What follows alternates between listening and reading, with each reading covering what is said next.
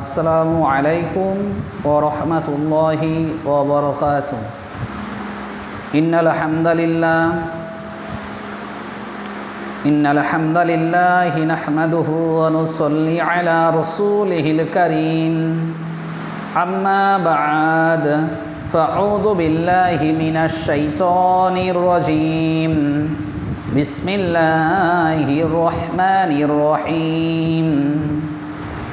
يا أيها الذين آمنوا إذا تناجيتم فلا تتناجوا بالإثم والعدوان ومعصية الرسول وتناجوا بالبر والتقوى.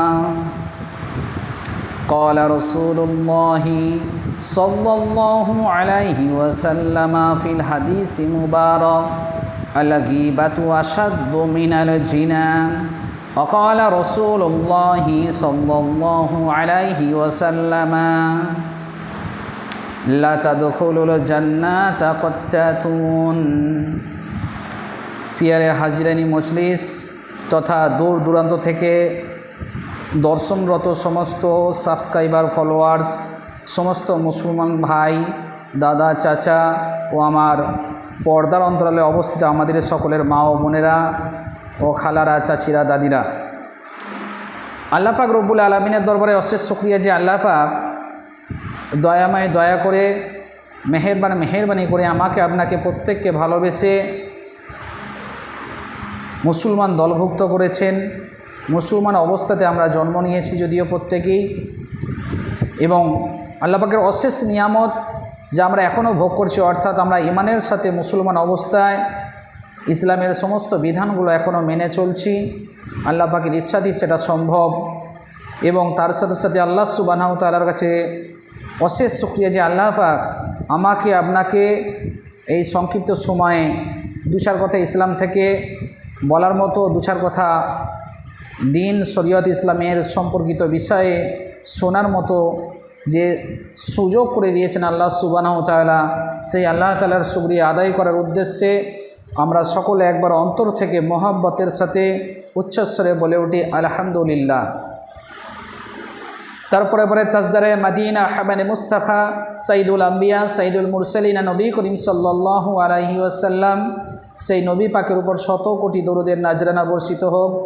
সকলে বলুন আল্লাহুম্মা সাল্লি আলাইহি, আল্লাহুম্মা বারিক আলাইহি, আল্লাহুম্মা আমিন। আমি নবমুসলিম ইব্রাহিম আপনাদের কাছে প্রতিদিনের মতো আজকেও হাজির হয়েছি দিন ইসলাম থেকে দু চার কথা আপনাদের কাছে রাখার জন্য ও আপনাদের কাছে দিন ইসলাম সম্পর্কিত বিষয়ে দু চার কথা বলে আপনাদের নসিহত করার জন্য। তবে সকলের কাছে একটা আবেদন, সেটা হচ্ছে এটাই, আমার যারা ভিডিওগুলো আপনারা দেখছেন বা দেখতে আছেন এখনও পর্যন্ত বা দেখেছেন এর আগে, আপনারা এই ইসলামের আলোচনাগুলো, হাদিস কুরআন বিষয়ে যে সমস্ত দিন সম্পর্কিত বিষয়ে আলোচনা, এই আলোচনাগুলোকে, এই ভিডিওগুলোকে আপনারা অন্য মুসলমান ভাইয়ের কাছে পৌঁছে দেবেন। বেশি বেশি করে লাইক, কমেন্ট ও শেয়ার করবেন। তার সাথে সাথে চ্যানেলটিকে সাবস্ক্রাইব করতে ভুলবেন না ও বেল আইকন অল সিলেক্ট করতে ভুলবেন না। এতে আপনাদেরও নেকি হবে, যে ব্যক্তিকে দিলেন, মানে ভিডিওটা শেয়ার করে দিলেন, তারও নেকি হলো, এবং সাবস্ক্রাইব করে পাশে থাকার জন্য আপনাদেরও অশেষ আপনারা নেকির ভাগিদারি হতে পারবেন, যেটাকে সদকায়ে জারিয়া নেকি বলা হয়ে থাকে। তো যাই হোক, অধিক আলোচনা নয়, আপনাদের কাছে এসেছি আমি একটা সনাতন ধর্মের হিন্দু ঘরের ছেলে, আপনারা কম বেশি প্রত্যেকেই জানেন বা শুনেছেন। তো আপনাদের কাছে আজকে যে বিষয় নিয়ে বক্তব্য রাখবো সেটা হচ্ছে এটাই যে গীবত, চগলখড়ি ইত্যাদি। কুরআন মাজিদ থেকে যে আয়াতটা আপনাদের সম্মুখে পেশ করেছি, সেই আয়াতটা রয়েছে কুরআন মাজিদের পারা নম্বর 28, সূরার নাম সূরা মুজাদালা, এবং সূরা মুজাদালা 28 পারা 9 নম্বর আয়াতে আল্লাহ সুবহানাহু ওয়া তাআলা এই কথা উল্লেখ করলেন। অর্থাৎ এই আয়াতটি হলো সূরা মুজাদালার 9 নম্বর আয়াত। কুরআন মাজিদের সূরা 28 পারার মধ্যে একটি সূরা রয়েছে যার নাম হলো সূরা মুজাদালা, এবং আয়াত নম্বর হলো 9, যেখানে আল্লাহ সুবহানাহু ওয়া তাআলা উল্লেখ করলেন, ইয়া আইয়ুহাল্লাযীনা আমানু, হে ঈমানওয়ালারা, হে ঈমানদাররা, ইজা তানাজাইতুম, যখন তোমরা গোল টেবিল করবে, যখন তোমরা গোপন আলোচনা করবে, তোমরা কি করো, ইজা তানাজাইতুম, যখন তোমরা গোপন পরামর্শ, গোপন আলোচনা করবে বা গোল টেবিল করবে, ফালা তাতানা যাও, তোমরা কখনোই গোপন পরামর্শ, গোপন আলোচনা বা গোল টেবিল করো না। আল্লাহ পাক এখানে কঠোরভাবে নিষেধ করলেন সকলকে। কি নিয়ে গোপন আলোচনা করতে নিষেধ করলেন? ইয়া আইয়ুহাল্লাযীনা আমানু ইযা তানাজাতুম ফালা তাতানাজাও বিল ইসমি, গুনার কাজ নিয়ে যে ধরনের আলোচনাগুলো করলে আমার বা আপনার বা আমরা যারা যে ধরনের আলোচনাগুলো করলে যেগুলোতে আমাদের প্রত্যেকের গুনাহ হবে, সেই ধরনের গুনাহের আলোচনা নিয়ে পাপের কাজ বা খারাপ আলোচনা আল্লাহ সুবহানাহু ওয়া তাআলা করতে মানা করলেন গোপন পরামর্শের মাধ্যমে। কি বললেন? বিল ইসমি ওয়াল উদওয়ান ওয়া মাসিয়াতুর রাসূল, মানে গুনাহের বিষয় নিয়ে আলোচনা করতে নিষেধ করলেন। তার সাথে সাথে ইসলামের বাইরে যেগুলো রয়েছে সেই সমস্ত বিষয় নিয়ে আলোচনা করতে নিষেধ করলেন। ও নবী করিম সাল্লাল্লাহু আলাইহি ওয়াসাল্লামের বিরুদ্ধচারণ সম্পর্কিত বিষয় নিয়ে আল্লাহ রসুল পাক সাল্লাল্লাহু আলাইহি ওয়াসাল্লাম যেগুলো করেননি বা যেগুলো নিষেধ করেছেন সেই সমস্ত বিষয়গুলোকে নিয়ে, অর্থাৎ যেগুলো আল্লাহ রসুল পাক সাল্লাল্লাহু আলাইহি ওয়াসাল্লাম নিষেধ করেছেন সেই বিষয় নিয়ে আলোচনা করতে কঠোরভাবে নিষেধ করা হলো। অর্থাৎ যেমন রসুল পাক সাল্লাল্লাহু আলাইহি ওয়াসাল্লাম হাদিসের মধ্যে বললেন, আল গিবাতু আসাদ্দু মিনাল জিনা, গিবত হলো জিনার থেকে একটা জঘন্যতম অপরাধের কাজ। আমরা গোপন পরামর্শের মাধ্যমে কখনোই গিবত গিল্লা কিন্তু করব না পরের নামে। এই হাদিসের মধ্যে মানে এই কোরআনের আয়াতের মধ্যে আগে বলে নিই কোরআনের আয়াত সম্পর্কে। এই কোরআনের আয়াতের মধ্যে রসুল পাক মানে পিয়ারা রসুল পাক সাল্লাল্লাহু আলাইহি ওয়াসাল্লাম হাদিসের মধ্যে যা তো বলেছেন আল্লাহ পাক রব্বুল আলামিন এই কোরআনের আয়াতের মাধ্যমে বোঝালেন যে তোমরা কখনোই গোল টেবিল করো না, গোপন পরামর্শ করো না গুনার কাজ নিয়ে, ইসলাম বহির্ভূত বিষয় নিয়ে, আল্লাহ রসুলের বিরুদ্ধচারণ সম্পর্কিত বিষয় নিয়ে তোমরা কখনোই গোল টেবিল গোপন পরামর্শ করো না। কিন্তু আজকে দেখেন আল্লাহ পাক কঠোরভাবে আমাকে আপনাকে প্রত্যেক মুসলমানকে নিষেধ করার পরেও, প্রত্যেক মানুষকে নিষেধ করার পরেও আজকে আমরা আল্লাহ সুবহানাহু ওয়া তাআলার আয়াতের উপেক্ষা করে, নিষেধাজ্ঞার উপেক্ষা করে, নিষেধকে না মেনে মোড়ের মাথায়, চায়ের দোকানে, কলতলায়, পুকুর ঘাটে, হাটে বাজারে আরও অন্যান্য বিভিন্ন স্থানে বসে আমরা গোল টেবিল করি। কীরকম? যে ওই বাড়ির লোকটা কেমন, ওই বাড়ির বউটা কেমন, যে পাশের বাড়ি আমার যে থাকে তার তো জমি জায়গা মোটামুটি ভালোই আছে, তাকে তো দেখার মতো বা সাপোর্টের সেরকম কেউ লোক নেই, তার গলায় পা চাপিয়ে দিয়ে কীরকমভাবে জমি জায়গাটা হাতিয়ে নিয়ে যাবে। বাড়িতে 4টে ভাই আছে, আরও 3টে ভাইকে ফাঁকি দিয়ে কীরকমভাবে আমি বাবার কাছ থেকে টোটাল সম্পত্তিটা লিখে নিতে পারবো, এই রকমের। এমনকি আজকে আপনারা যদি লক্ষ্য করে দেখেন এই ধরনের কুচক্রান্ত, আমি তো শুধু আপনাদের সংক্ষিপ্ত নমুনা দিলাম, এর থেকে বড় বড় গোপন আলোচনা গুনাহের কাজ নিয়ে, গীবত গিল্লা নিয়ে আমাদের এই সমস্ত জায়গা আর অন্যান্য জায়গাতে কিন্তু কঠোরভাবে নিষেধ করার পরেও আল্লাহ সুবহানাহু ওয়া তাআলা আমরা কিন্তু এই ধরনের গীবত গিল্লাতে মেতে থাকি। এবার আপনি বলেন, কুরআন মাজিদের ভিতরে অন্য আয়াতের মধ্যে আল্লাহ সুবহানাহু ওয়া তাআলা উল্লেখ করেছেন, আপনারা জানেন যে গীবত গিল্লা করা মানে, গীবত করা মানে নিজের ভাইয়ের মানে গোস্ত খাওয়া সমতুল্য গুনাহের কাজ, আরও ইত্যাদি ইত্যাদি অনেক বিষয় রয়েছে। তবে আপনাদেরকে আরও একটা স্মরণ করিয়ে দিই, যেটা আপনারা জানেন, আমরা প্রত্যেক মুসলমান কী চাই? জান্নাত যেতে চাই। অবশ্যই আমরা জান্নাত যেতে চাই, সেই মনে আশা রাখি। কিন্তু জান্নাত যেতে গেলে যে নেকির ভাণ্ডারের পরিমাণ দরকার হবে, যে নেকির আমলের পরিমাণ দরকার হবে, আমলের ব্যাগ বা মানে থলে বা ঝুলি যাই বলেন না কেন, যেটা দরকার হবে সেই ধরনের আমলের ব্যাগ বা থলি থেকে যদি আমার নেকির পরিমাণটা যদি কমে যেতে থাকে, ময়দানে মাহশরে একটা নেকির কমতি হওয়ার কারণে আপনার জান্নাত যাওয়া কিন্তু আপনার সম্মুখে বাধা হয়ে দাঁড়িয়ে যাবে। কিন্তু আজকে যদি লক্ষ্য করা হয়, আপনারা এটা তো বিভিন্ন কিছু জানেন, গীবত মানে জিনা ইত্যাদি, জিনার থেকেও জঘন্যতম মারাত্মক পাপের কাজ আল্লাহ রসুল পাক সাল্লাল্লাহু আলাইহি ওয়াসাল্লাম হাদিসের মধ্যে যা বলেছেন। এছাড়া আরও একটা কথা আপনাদেরকে স্মরণ করি আজকে আমি দিই, সেটা হচ্ছে এটাই, আপনি যে ব্যক্তির নামে গীবতটা করলেন, ওই ব্যক্তির নামে গীবত করার কারণে সেই ব্যক্তি যতগুলো নেকি মানে যতগুলো গুনাহ করেছে, ধরুন আপনি যার নামে উল্টো পাল্টা যাই তাই কথাবার্তা বলতে লাগলেন, তারই আড়ালে আপনি তার নামে গীবত গিল্লা শুরু করে দিলেন, ইত্যাদি ইত্যাদি করে যাহা কিছুভাবে তার নামে গীবত গিল্লা করছেন, এবং ওই গীবতটা করার কারণে আপনার ক্ষতিটা কি হচ্ছে দেখুন। ওই ব্যক্তি যতগুলো পাপ করেছে, যত গুনাহ করেছে, ওই পাপগুলো, ওই যত গুনাহগুলো তার মানে বদ আমল যেটাকে বলা হয়ে থাকে, সেই গুনাহগুলো, সেই পাপগুলোকে আল্লাহ সুবহানাহু ওয়া তাআলা ওনার আমল নামা থেকে কেটে নিয়ে আপনি তার নামে গীবত করার কারণে আপনার নামায় আমলে আল্লাহ সুবহানাহু ওয়া তাআলা জুড়ে দেবেন, লিপিবদ্ধ করে দেবেন। এবং আরও একটা লস কি দেখুন, আরও একটা আমাদের চরম ক্ষতি কি, সেটা হচ্ছে এটাই, আপনি যে ব্যক্তির নামে গীবতটা করলেন, ওই ব্যক্তির নামে গীবতটা করার কারণে আপনি যতগুলো নেকি রোজগার করেছেন, ধরুন নামাজ পড়ে, রোজা করে, হজ করে, দান খয়রাত ইত্যাদি ইত্যাদি, বহু নেকি, বহু ভালো কাজ করে, কোরআন তিলাওয়াত করে প্রচুর নেকির ভান্ডারে আপনি নেকি জড়ো করেছেন। আপনি ভাবছেন আমার প্রচুর নেকি করা আছে, আমি সৎ পরেজগার মানুষ, প্রচুর নেকি কামাই করি, প্রতিদিন নামাজ পড়ি, রোজা করি, মানে দান খয়রাত ইত্যাদি ইত্যাদি প্রচুর ভালো কাজ করি আর কি। আপনার এই ভালো কাজ করার ফলে যতগুলো নেকি হয়েছে আল্লাহ সুবহানাহু ওয়া তাআলা আপনি যার নামে গীবতটা করলেন, ওই ব্যক্তির নামে গীবত করার কারণে, ভালো করে বুঝবেন ভাইরা আমার, ওই ব্যক্তির নামে গীবত করার কারণে সমস্ত নেকিগুলো কেটে নিয়ে আল্লাহ সুবহানাহু ওয়া তাআলা আপনার নামায় আমল থেকে কেটে নিয়ে যার নামে গীবতটা করেছেন সেই ব্যক্তির নামায় আমলে লিপিবদ্ধ করে দেবেন, মানে তার আমল নামায় জুড়ে দেবেন। তার মানে ব্যাপারটা কি দাঁড়ালো, আপনার থেকে নেকিগুলো কেটে নিয়ে অন্যজনকে দিয়ে দেওয়া হলো, যার নামে আপনি গীবতটা করলেন আল্লাহ পাক দিয়ে দেবেন। এবং ওই ব্যক্তি যার নামে গীবতটা করেছেন, ওই ব্যক্তি যতগুলো পাপ করেছে, যতগুলো গুনাহ করেছে, আল্লাহ সুবহানাহু ওয়া তাআলা তার গুনাহগুলোকে তার আমল নামা থেকে কেটে নিয়ে আপনি তার নামে গীবত করার কারণে আপনার নামায় আমলে, আপনার আমল নামাতে সেই গুনাহগুলোকে লিপিবদ্ধ করে দেবেন, জুড়ে দেবেন। ধরুন আপনি ফজরে উঠলেন, নামাজ পড়লেন, ফজরের নামাজ আদায় করলেন, আল্লাহ পাককে খুশি করানোর চেষ্টা করলেন, কিছু নেকি রোজগার করলেন, কিন্তু টোটালটাই দিয়ে দিলেন আপনি অন্যজনের পকেটে। আরও পরিষ্কার করে দিই আপনাদের কাছে, ধরুন আপনি মাঠে ঘাটে চাষে কাজ করে সারাদিনে পারিশ্রমিক পেলেন 500 টাকা, আমি উদাহরণ দিচ্ছি বোঝানোর জন্য, একটা মিসাল দিলাম।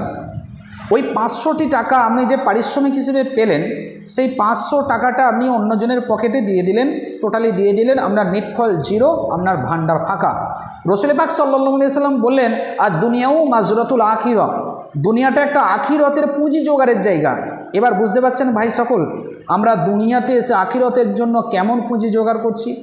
পুঁজি তো জোগাড় করছি, কিন্তু পুঁজিগুলো দিয়ে দিচ্ছি অন্যজনের পকেটে, ফ্রি সেই ব্যক্তিকে কিন্তু দিয়ে দিচ্ছি। এর ফলে আপনি এই যে গীবত গিল্লা করছেন, এর ফলে আপনার যে আখিরাতের জন্য পুঁজি জোগাড় করেছেন, সেই পুঁজি অর্থাৎ নেকির ভান্ডার থেকে নেকিগুলো কেটে নিয়ে আল্লাহ সুবহানাহু ওয়া তাআলা অন্যজনকে দিয়ে দিচ্ছেন আপনার পাপের কারণে, আপনার ভুলের কারণে, আপনার গুনাহের কারণে। ফলে আপনার ব্যাটারি দেখবেন, ব্যাটারির উপর দিকে প্লাস চিহ্ন থাকে, নিচের দিকে মাইনাস চিহ্ন থাকে। ওই যখন ব্যাটারি থেকে তড়িৎটা নির্গত হয়, কোনো কিছু মানে তার ক্ষমতা ভিতরে থাকে, ওই মাইনাস প্লাস হতে হতে তার ভিতরের কিন্তু মানে তড়িৎ ক্ষমতাটা আস্তে আস্তে কিন্তু নষ্ট হয়ে যেতে থাকে, কমে যেতে থাকে। ঠিক এরকমইভাবে আপনি যত গুনাহ করবেন, গুনাহ করার ফলে আপনার যে নেকিগুলো, যত গীবত করবেন, গীবত গিল্লা গুনার সাথে সাথে নেকি তো মাইনাস হবেই, প্লাস তার সাথে সাথে আপনি গীবত করার জন্য আপনার নামায় আমল থেকে আল্লাহ সুবহানাহু ওয়া তাআলা নেকিগুলো নিয়ে অন্যজনকে দিয়ে দেবেন, যার নামে আপনি গীবতটা করলেন তার নামায় আমলে বসিয়ে দেবেন। তাহলে কি হলো, সেদিন ময়দানে মাহাশরে দেখবেন আপনার এই নেকির ভান্ডার, আপনি ভাবছেন খুব নেকি করেছেন, আপনি যেরকম নেকি করেছেন সেই নেকি আপনি কিন্তু পাবেন না, কেন তার আগেই আপনি অন্যজনকে দিয়ে দিয়েছেন। এর ফলে আমাদের চরম পরিমাণ ক্ষতি হচ্ছে এই গীবত গিল্লার জন্য। অতএব রাসূল পাক সাল্লাল্লাহু আলাইহি সাল্লাম যে হাদিসের মধ্যে বললেন, কি বললেন, আর দুনিয়াও মাজরাতুল আখিরা, দুনিয়াটা একটা আখিরাতের পুঁজি জোগাড়ের জায়গা। আমরা এখানে এসেছি, আল্লাহ সুবহানাহু ওয়া তাআলা আমাদের পাঠিয়েছেন আখিরাতের জন্য পুঁজি জোগাড় করতে। কিন্তু আমরা আখিরাতের জন্য পুঁজি কেমন জোগাড় করছি, বা জোগাড় করা পুঁজি এই গীবত গিল্লার জন্য সঞ্চিত আখিরাতের পুঁজির ভান্ডারের পরিমাণটা কি হচ্ছে, বা তার পরিণামটাই কোন দিকে যাচ্ছে, একটু কি চিন্তা ভাবনা করে দেখেছি আমরা? না। যদি আপনাদের কাছে তুলে ধরা হয় ওর একটা বিষয়, সেটা হচ্ছে এটাই, হাদিসের মধ্যে বলা হলো আল গিবাতু আসাদ্দু মিনাল জিনা। আমরা জানি যে জেনা ব্যভিচার একটা সাংঘাতিক গুনাহের কাজ। জেনা ব্যভিচারকারীদেরকে গলা অবধি পুঁতে, মানে যদি হয়ে থাকে, যদি বিবাহিত পুরুষ হয়ে থাকে, গলা পর্যন্ত পুঁতে পাথর দিয়ে, বড় বড় পাথর ছুঁয়ে তাকে মেরে ফেলার হুকুম দেওয়া হয়েছে কুরআন মাজিদের ভিতরে, আপনারা জানেন। এবং অবিবাহিত হলে তাদেরকে 100 বেত মারতে হবে, তবে তার শোধ হবে, এটাও আপনারা প্রত্যেকে জানেন।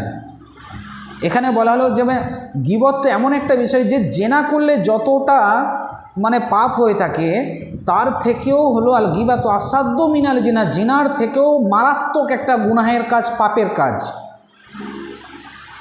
তাহলে চিন্তা করে দেখেন। বাদারানি ইসলাম, আপনারা সমস্ত যারা ভিডিওটা দেখছেন খুবই বুঝদার মানুষ, আপনাদের কাছে আশা রাখবো যে আমরা প্রত্যেকেই চেষ্টা করব এই পরের নামে গিবত গিল্লা করা থেকে বেঁচে থাকতে, তাতে ময়দানে মাহাশরে আমরা কিন্তু উপকৃত হব। না হলে কিন্তু আমাদের জন্য জাহান্নাম ওত পেতে বসে আছে, সেই জাহান্নামে কিন্তু আমাদের প্রত্যেককে খোরাক হয়ে যেতে হবে ভাই। অতএব আমার কথা ভুলভাবে নেবেন না, আমি বোঝানোর জন্য তাগিদ দিচ্ছি। রাসূল পাক সাল্লাল্লাহু আলাইহি ওয়াসাল্লাম আরও একটা কথা বললেন হাদিসের মধ্যে, লা তাদখুলুল জান্নাতা কত্তাতুন, মানে চগলখুরি করা। এটা আমাদের বর্তমান সমাজে একটা মুখরোচক চানাচুরের মতো। চগলখুরি করা কাকে বলে একটু বলে দিই।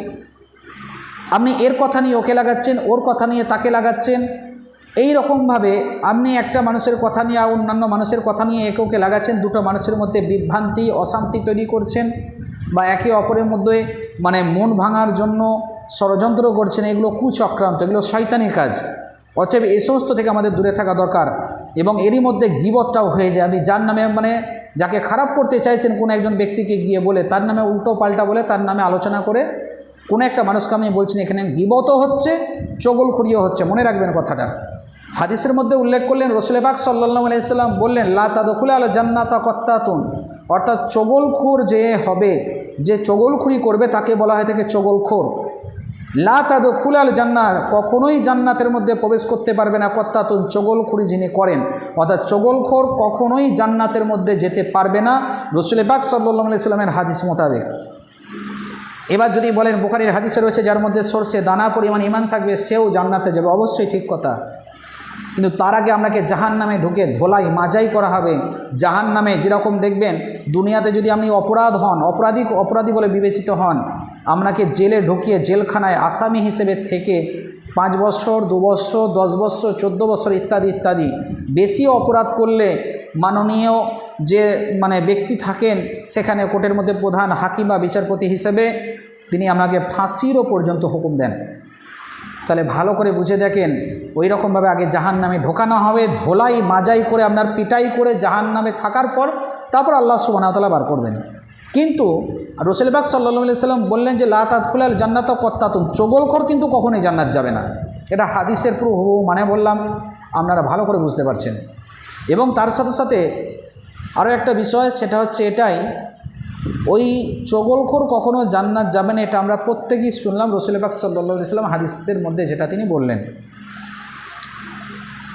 এইখানে অর্থাৎ এই চগলখুরি করা কিন্তু মুখরোচক চানাচুরির মতো, যেটা বললাম, ধরুন পাশে একজন মানুষ কোনো মানে মানুষের নামে বদনাম শুরু করছে, আপনিও তার সাথে গিয়ে জড়ো হয়ে গেলেন, মিলে গেলেন। মানে মুখরোচক চানাচুর যদি কেউ একটু খায়, পাশে বসে থাকলে বা পাশে যদি আপনি থাকেন, আপনার দেখবেন কিন্তু জিভে জল আসবে, অর্থাৎ আপনারও মনে হবে যে একটু খাই। আপনারও কি মনে হবে? আপনারও মনে হবে কিন্তু একটু খাই।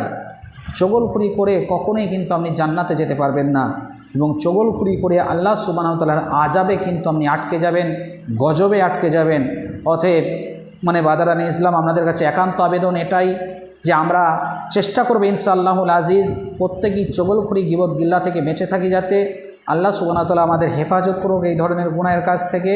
কেন চগলখোর করলে কখনোই জান্নাত যাওয়া সম্ভবপর হবে না, আপনারা ভালো করে জানেন। তার সাথে যদি মনে করেন যে কথাটা বলছিলাম যে সরষে দানা পরিমাণ যদি ঈমান থাকে সে ব্যক্তিও জান্নাতে যাবে, সহিহ বুখারীর হাদিস।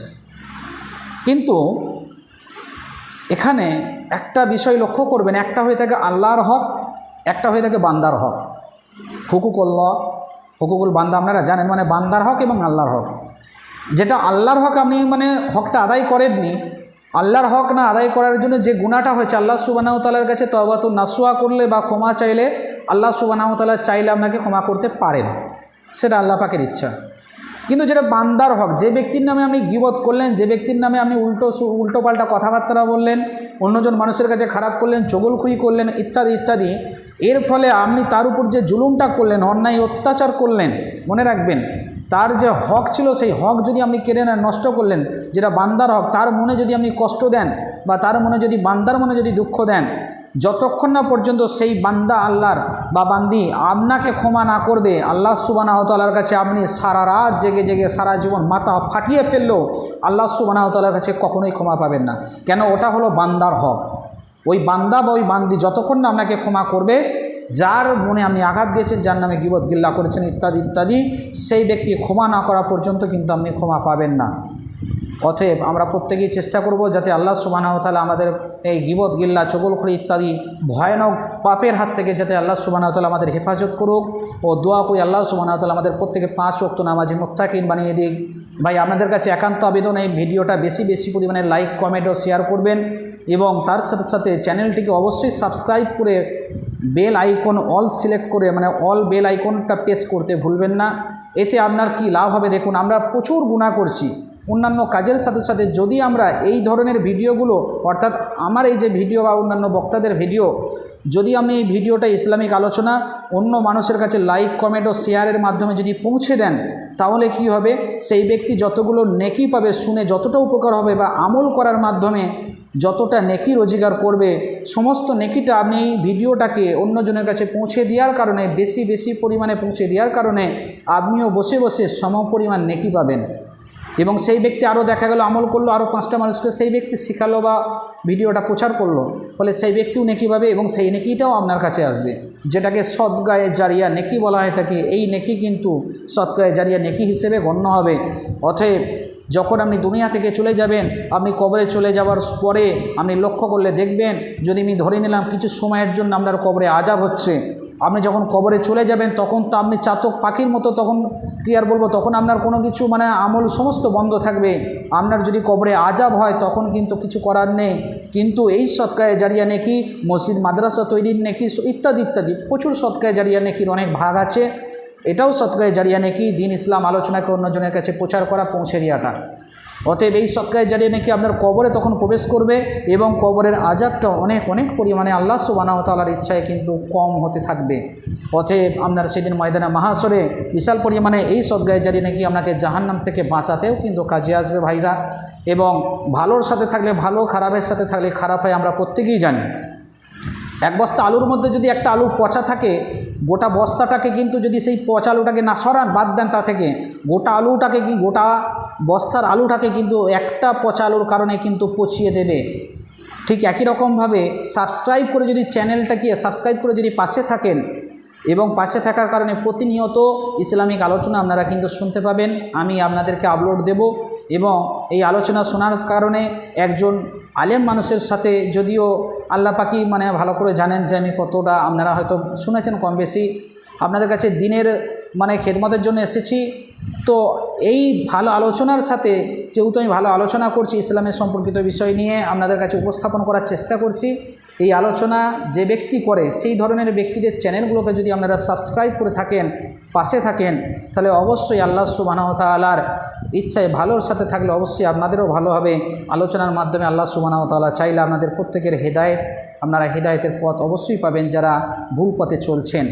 অতএব ভাইরা, প্রত্যেকের কাছে আশা রাখবো চ্যানেলটিকে বেশি বেশি পরিমাণে সাবস্ক্রাইব করবেন এবং অন্যজনকে সাবস্ক্রাইব করতে সাহায্য করবেন, ইসলামী আলোচনাগুলো পৌঁছে দেবেন। দিন ও দুনিয়াতে আখিরাতে উপকৃত হবেন। এবং আগামীকাল থেকে সকালে, প্রতিনিয়ত শুক্রবার বাদ দিয়ে প্রতিনিয়ত সকালে আপনাদের কাছে চেষ্টা করব, শুক্রবারেও দেবার, প্রতিনিয়ত সকালেই আপনাদের কাছে ভিডিও রাখবো ইনশাআল্লাহুল আজিজ। সকাল 7টা থেকে 7:30টার মধ্যে, বা 6:45 বা 6:30 থেকে 6:45, বা 6:30 থেকে 7টা, বা 6:30 থেকে 7:30টার কোনো একটা টাইমের মধ্যে কাল থেকে আপনাদের কাছে আসবো ইনশাআল্লাহ। এবং দোয়া করি আল্লাহ সুবহানাহু ওয়া তাআলা আমাকে আপনাকে প্রত্যেককে 5 ওয়াক্ত নামাজের সাথে শরীয়তের আরও অন্যান্য সকল বিধানগুলোকে মানার সাথে সাথে, ইমানের সাথে সাথে দুনিয়া থেকে আখিরাতে যাওয়ার মতো তৌফিক এনায়েত করুক। এবং ময়দানে মাহশরে ডান হাতে আমলনামা দিয়ে আমাকে আপনাকে প্রত্যেকে জান্নাতুল ফিরদাউস নসিব করুক। আমিন সুম্মা আমিন। আসসালামু আলাইকুম ওয়া রাহমাতুল্লাহি ওয়া বারাকাতুহু।